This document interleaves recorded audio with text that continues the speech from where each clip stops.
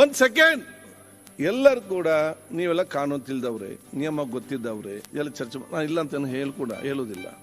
ನೀವೆಲ್ಲರೂ ಕೂಡ ನಿಮ್ದಾದ ಆ ಒಂದು ನ್ಯಾಯಯುತವಾದ ನೀವೊಂದು ಪಾಯಿಂಟನ್ನೆಲ್ಲ ವಿಚಾರ ಇಟ್ಟಿದ್ದೀರಿ.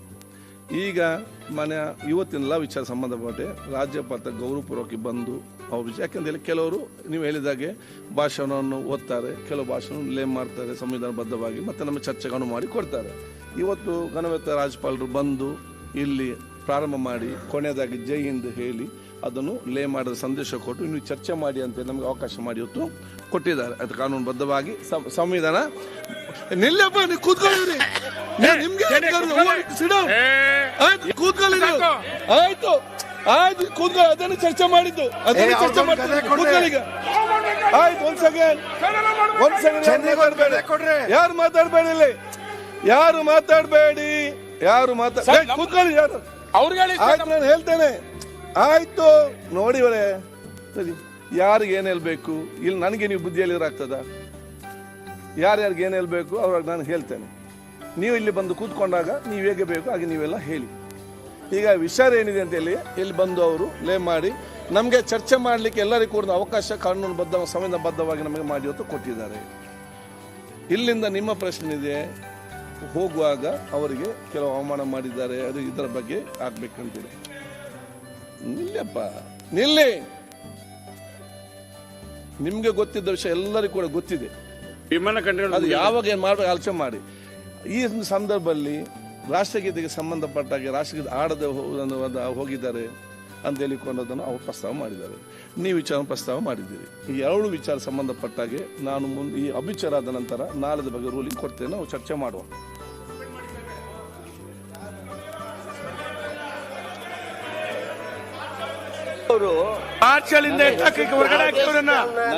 ಪ್ರಸ್ತಾಪ ಮಾಡಿದ್ರು, ಅದಕ್ಕೆ ಅವ್ರಿಗೆ ನಾ ಹೇಳೋದಕ್ಕೆ ಬಯಸ್ತೇನೆ. ಈ ಸದನ, ಈ ಗೌರವಾನ್ವಿತ ಸದನ, ನಿಮ್ಮ ಕಡೆಯವರಾಗ್ಲಿ ನಮ್ಮ ಕಡೆಯವರಾಗ್ಲಿ, ಯಾರು ರಾಜ್ಯಪಾಲರು ಭಾಷಣ ಪೂರ್ಣ ಆಗುವವರೆಗೆ ಯಾರು ಒಬ್ಬರು ಅವ್ರಿಗೆ ತಕರಾರು ಮಾಡೋದು ಅಥವಾ ಯಾವುದೇ ದೊಡ್ಡ ದನಿಯಲ್ಲಿ ಏನಾರ ಅನ್ನೋದು ಆಗಲಿಲ್ಲ. ಅವರು ಯಾವಾಗ ಭಾಷಣ ಮುಗಿಸಿ ರಾಷ್ಟ್ರಗೀತೆಯನ್ನ ಧಿಕ್ಕರಿಸಿ ಹೊರಟೆ ಬಿಟ್ರು,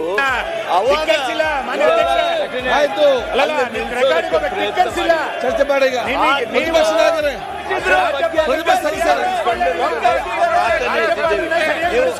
ನೋಡ್ಬೇಕು, national anthem on the conclusion of the address. HK Patilರಿಗೆ ಈಗ Governor is liable to follow. ಪ್ರತಿಪಕ್ಷ ನಾಯಕ ಆಯ್ತು. ಪ್ಲೀಸ್ ಶರಣ್ ಪ್ರಕಾಶ್, ಶರಣ್ ಪ್ರಕಾಶ್ ಅವರೇ, ವಿಶ್ವನಾಥ್ ಪ್ರತಿಪಕ್ಷ ನಾಯಕರು ಅಪೇಕ್ಷ ಆಯ್ತು. ಏನ್ ಅರ್ಜೆಂಟ್ ರಾಷ್ಟ್ರಪತಿ ವಿಶ್ವನಾಥ್ ಅವರೇ, ಶರಣ್ ಪ್ರಕಾಶ್ ಏನ್ ಅರ್ಜೆಂಟ್ ಅಲ್ಲ, ಶರಣ್ ಆಯ್ತು ಕೂತ್ಕೊಳ್ಳಪ್ಪ. ಯಾಕೆ ವೈಆರ್ ಟಾಕಿಂಗ್? ಏನಾಗಿದೆ ನಿಮ್ಗೆಲ್ಲ? ಅವ್ರವ್ರ ಮಾತು ಯಾಕೆ ಮಾತಾಡ್ತೀರಿ? ವಿಶ್ವನಾಥ್ ಅವರೇ, ಡೋಂಟ್ ರಿಪ್ಲೈ. ಸನ್ಮಾನ್ಯ ಅಧ್ಯಕ್ಷರೇ, ತಾವು ಇದನ್ನ ನಾಳೆ ನಮಗೆ ಇದ್ರ ಬಗ್ಗೆ ರೂಲಿಂಗ್ ಕೊಡ್ತೀರಾ, ಚರ್ಚೆ ಕೊಡ್ತೀರಾ ಅಂತ ಹೇಳಿದ್ದೀರಾ. ಆ ಭರವಸೆ ಇಟ್ಕೊಂಡಿದ್ದೀನಿ. ಯಾಕಂದ್ರೆ ಇವತ್ತು ಮಾಡ್ದಂಗೆ ನಾಳೆ ಮಾಡಬೇಡಿ, ಒಂದ್ ಸೈಡ್ ಆಗಬೇಡಿ, ಎರಡು ಸೈಡ್ ಇರಿ. ಇಲ್ಲ ದಯವಿಟ್ಟು ತಾವು ನಾಳೆ ಏನೇನು ಒಂದ್ ಸೈಡ್ ಅಲ್ಲಿ ವಿಡಿಯೋ ಬಂದಿದೆ, ಮಾಧ್ಯಮದಲ್ಲಿ ಬಂದಿದೆ, ಇಲ್ಲೂ ಇದೆ, ಎಲ್ಲಾ ಕಡೆನೂ ಇದೆ. ಯಾರು ಮಾಡಿದ್ದಾರೆ ಯಾರಿಲ್ಲ ಅನ್ನೋದನ್ನ ವಿಡಿಯೋನ ಪ್ರದರ್ಶನ ಮಾಡಿದ್ರೆ ಎಲ್ಲರಿಗೂ ಗೊತ್ತಾಗ್ತದೆ. ಅದ್ರ ಮೇಲೆ ಅವ್ರ ಮೇಲೆಲ್ಲ ನಮ್ಮ ಮೇಲೆ ಹಂಗೆ 18 ಜನದ ಮೇಲೆ ಕ್ರಮ ತೆಗೆದುಕೊಂಡು ಹಂಗೆ ಅವ್ರ ಮೇಲೂ ಕ್ರಮ ತೆಗೆದುಕೊಳ್ಬೇಕು. ಅವ್ರನ್ನೂ ಸದನದಿಂದ ಹೊರಗಡೆ ರಾಷ್ಟ್ರಗೀತೆಗೆ ಅವಮಾನ, ಡಾಕ್ಟರ್ ಭೀಮಣ್ಣ ಖಂಡ್ರೆ ಅವರು ನಾವು ರೆಡಿ ಇದ್ದೇವೆ. ಶರಣ್ ಪ್ರಕಾಶ್ ಪಟೇಲ್ ಹೇಳಿದ ಕೇಳ್ಕೊಂಡು ಕುತ್ಕೊಂಡು ಬಂದಿದ್ದೀವಿ. ಆಯ್ತು, ನೀವು ಕಂಟಿನ್ಯೂ ಮಾಡಿ. ಜ್ಞಾನೇಂದ್ರ ಸಚಿವರಿಗೆ ನಿಮ್ ಕಡೆ ಮುಖ ಮಾಡಿ ಮಾತಾಡಕ್ಕೆ ಹೇಳಿ. ಈಗ ನಾನೆಲ್ಲ ಸದಸ್ಯರಿಗೆ ಹೇಳ್ದಿಷ್ಟೇ, ಸನ್ಮಾನ್ಯ. ಎರಡು ವಿಚಾರ ಬಗ್ಗೆ ಗಂಭೀರ ಚರ್ಚೆ ಆಯಿತು. ಸಂತಾಪ ಸೂಚನೆ ನಡೀತಾ ಇದೆ. ನಮ್ಮ ಸದಸ್ಯರು ಶತಾಯುಷಾದ ಅತ್ಯಂತ ಹಿರಿಯರು, ಬೇರೆ 2-3 ಜನ ಗಣ್ಯಾತರಿದ್ದಾರೆ. ಅವರು ಈ ಸಂತಾಪ ಸೂಚನೆ ಮಾಡೋ ಸಂದರ್ಭ ಪ್ರಾಮುಖ್ಯತೆ ಮತ್ತು ಪಾವಿತ್ರ ಅರ್ಥ ಮಾಡಿಕೊಳ್ಳಿ. ನಾಳೆ ನಮ್ಮ ಮನೆಯಲ್ಲ ನಿಮ್ಮ ಮನೆಯಲ್ಲ ಈ ಪರಿಸ್ಥಿತಿ ನೋಡಬೇಕಾಗ್ತದೆ. ಒಂದು ಕೆಲವು ಚರ್ಚೆ ಬರ್ತದೆ, ಅದು ಸಕ್ಕರೆ ಚರ್ಚೆಯಲ್ಲಿ ಮುಗಿಸ್ಬೇಕು. ಮತ್ತೆ ಅದನ್ನೇ ಕೂತ್ಕೊಂಡು ಅವರು ಹೀಗೆ ನೀವು ಮಾತಾಡುವಂಥದ್ದು ಅಲ್ಲ. ಕೆಲವೊಂದು ಸಂದರ್ಭ ಬರ್ತದೆ. ಈಗ ಸಂತಾಪ ಇದೆ, ಅದು ಪಾವಿತ್ರದ ಮಗ ಗೌರವಪೂರ್ವಕವಾಗಿ ವಿಚಾರ ಏನು ಅರ್ಥ ಮಾಡಿಕೊಂಡು ಅವರ ವ್ಯಕ್ತಿತ್ವ ನಾವು ಮೇಡಿಕೊಡಿಸಿಕೊಳ್ಳಿ ಅವಕಾಶ ಮಾಡಿಕೊಡಿ. ಈ ಮತ್ತೆ ತಾವೆಲ್ಲರಿಗೂ ಅನ್ನಗತಿ ಚರ್ಚೆ ಮಾಡಲಿಕ್ಕೆ ಹೋಗಬೇಡಿ. ನಾಳೆ ನಮಗೂ ಕೂಡ ಸಂತಾಪ ಈ ಸಭೆಯಲ್ಲಿ ನಾಳೆ ನಾವು ತೀರಿ ಹೋದಾಗ ನಮ್ಮ ಬಗ್ಗೆ ಮಂತ್ರಿ ಆಗ್ಬೇಕಲ್ಲ, ನೀವು ಅರ್ಥ ಮಾಡಿಕೊಳ್ಳಿ. ಮಂತ್ರಿ ಆಗ್ಬೇಕು, ಆಮೇಲೆ ಈಗ ಯಾಕೆ ತೀರೋತೀರಾ ನೀವು? ಈಗ ಮುಂದೆ ಮಂತ್ರಿ ಆದ್ಮೇಲೆ ತೀರೋಗಿ, ಅದು ಯಾರಿಗೂ ಯಾವಾಗಿದೆ ಅಂತ ಹೇಳಿ ಮಂತ್ರಿ ಆಗಿ ಇನ್ನೊಂದು ವರ್ಷ ಬದುಕಿ ಆಮೇಲೆ ಹೋಗಿ ಆರೋಗ್ಯವಾಗಿದ್ದೀರಲ್ಲ ನೀವು ಯಾಕೆ ತೀರೋತೀರಾ? ಆ ಸ್ಥಾನದಲ್ಲಿ ಮಾತಾಡಬಾರ್ದು, ಮುಂದಕ್ಕೆ ಹೋಗ್ಲಿ. ಆ ಸ್ಥಾನದಲ್ಲಿ ಮಾತಾಡಬೇಡಿ. ನಾನು ಎಕ್ಸಾಂಪಲ್ ಕೂಡ. ಸನ್ಮಾನ್ಯ ಅಧ್ಯಕ್ಷರೇ, ನಾವು ಸಂತಾಪ ಸೂಚನೆಯನ್ನ ನಾವೆಲ್ಲರೂ ಕೂಡ ಮಾಡಿದಿರಿ. ಮಾನ್ಯ ಗೌರವಾನ್ವಿತ ಮುಖ್ಯಮಂತ್ರಿಗಳು ಕೂಡ ಸಂತಾಪ ಸೂಚನೆಯನ್ನ ಬಹಳ ಶ್ರದ್ಧೆಯಿಂದ ಮಾಡಬೇಕಾಯಿತು, ಆದರೆ ಆಗಲಿಲ್ಲ. ಅವ್ರು ಇನ್ನೊಂದ್ಸರಿ ಮಾಡ್ತಾರೆ ಅಂದ್ರೆ ನಾವು ಕೇಳಕ್ಕೆ ರೆಡಿ ಇದ್ದೀರಿ. ಇನ್ನೊಂದ್ಸರಿ ಯಾರಿಗೂ ಕೊಡಲೇ ಇಲ್ಲ.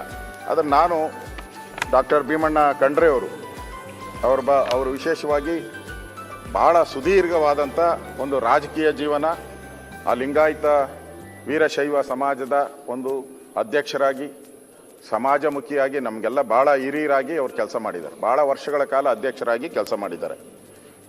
ಮತ್ತು ಒಟ್ಟು 4 ಬಾರಿ ವಿಧಾನಸಭಾ ಸದಸ್ಯರಾಗಿಯೂ ಕೂಡ ಕೆಲಸ ಮಾಡಿದ್ದಾರೆ.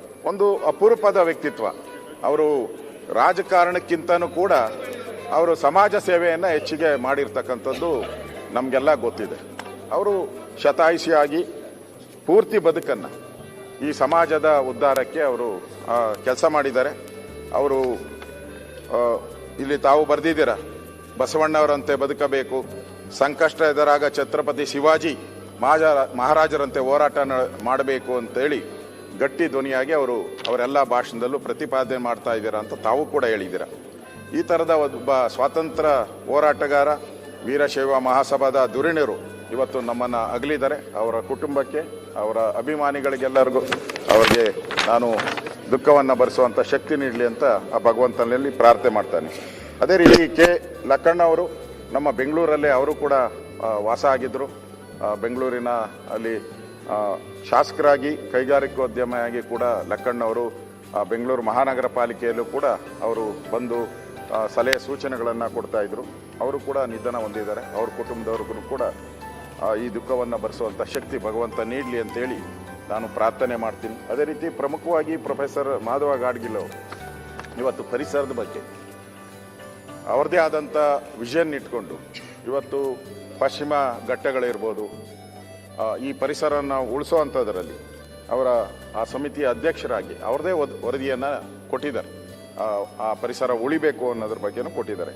ಅವ್ರಿಗೆ ಈಗಾಗಲೇ ಪದ್ಮಶ್ರೀ ಇರ್ಬೋದು, ಪದ್ಮಭೂಷಣ, ಶಾಂತಿ ಸ್ವರೂಪಿ ಭಟ್ನಾಗರ್ ಪ್ರಶಸ್ತಿ, ವಿಜ್ಞಾನದಲ್ಲಿ ಅವರಿಗೆ ಪ್ರಶಸ್ತಿಗಳನ್ನು ಬಂದಿದೆ. ಅವರಿಗೆ ಕನ್ನಡ ರಾಜ್ಯೋತ್ಸವ ಪ್ರಶಸ್ತಿನೂ ಕೂಡ ನಾವೆಲ್ಲರೂ ಕೂಡ ಕೊಟ್ಟಿದ್ರಿ. ಆ ಥರದ ಒಬ್ಬ ವಿಜ್ಞಾನಿ ಮತ್ತು ಪರಿಸರ ಪ್ರೇಮಿ ಇವತ್ತು ನಮ್ಮದ್ದೇ ಇಲ್ಲ.